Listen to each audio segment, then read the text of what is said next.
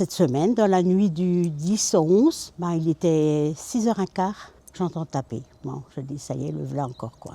Mais qui terrorise cette commune bretonne ? On est à Goudelin, dans les Côtes-d'Armor, et depuis 2 ans, un rôdeur, une fois la nuit tombée, vient frapper aux portes des femmes âgées vivant seules. Qui est-ce ? Pourquoi cette personne vient-elle frapper aux portes ? Quelles sont ses motivations ? Va-t-on un jour la retrouver ? Nous sommes allés enquêter sur place.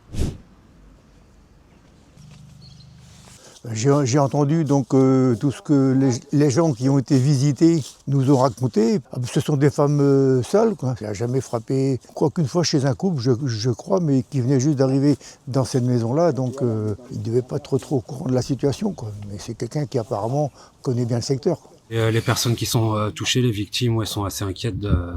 C'est une violence psychologique qui est assez importante pour elles.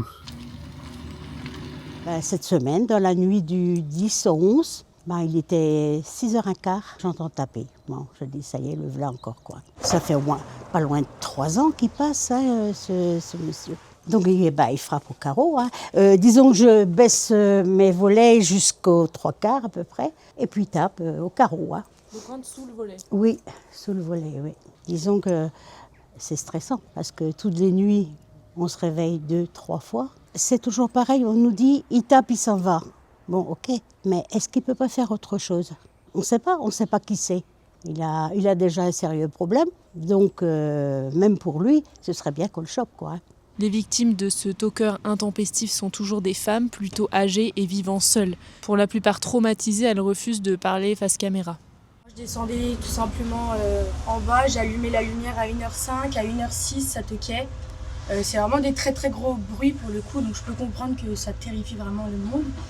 Et du coup il a fait des traces sur notre porte, et donc c'est là qu'on a compris que c'était lui. Je pense qu'à la base justement il allait chez notre voisine, notre mamie, et au final il s'est dit qu'il y avait de la lumière ici, donc aller un petit coup à droite pour faire peur au final, ça ferait pas de mal, quoi. Je sais pas si la personne ça l'amuse, s'il y a un but réel derrière tout ça, mais faut qu'il arrête, quoi. Celui qui tape, il est revenu il y a à peu près un mois, taper dans les volets de ma chambre.